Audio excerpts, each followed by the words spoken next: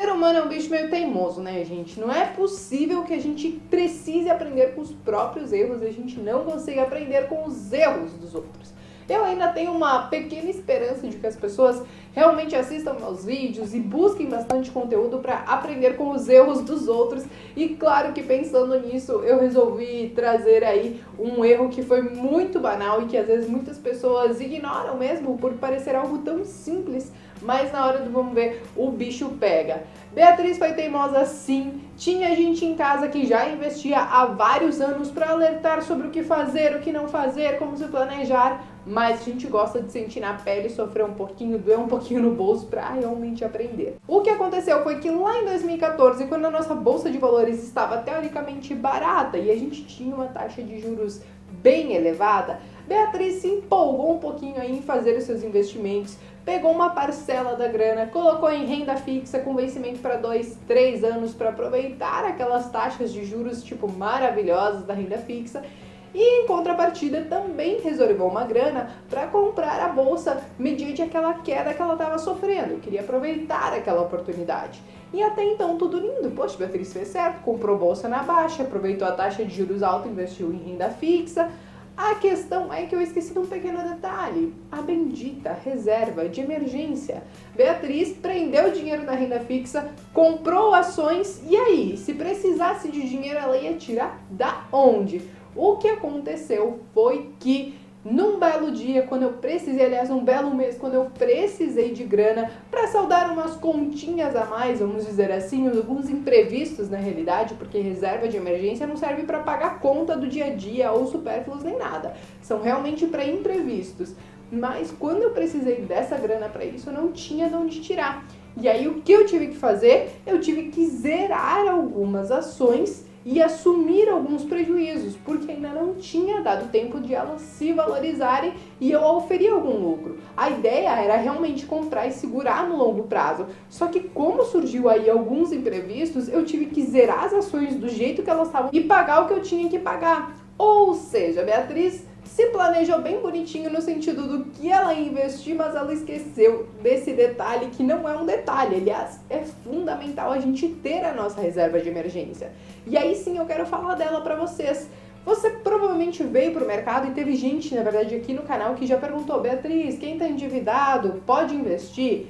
Pode, qualquer um pode investir, mas eu não recomendo. Por quê? Como é que você vai investir uma grana sendo que você tem dívida e provavelmente você não tem essa reserva de emergência? Reserva de emergência, ela serve para apagar fogo, vamos dizer assim, alguns imprevistos que podem vir a acontecer.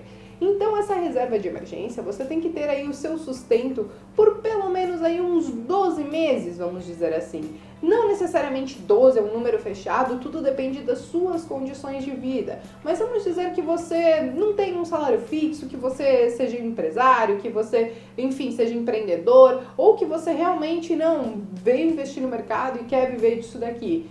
Pelo menos uns 12 meses de sustento você tem que ter na sua reserva de emergência, caso dê alguma coisa errada, caso você passe por um período ruim na sua empresa, caso os investimentos não estejam fluindo como você gostaria.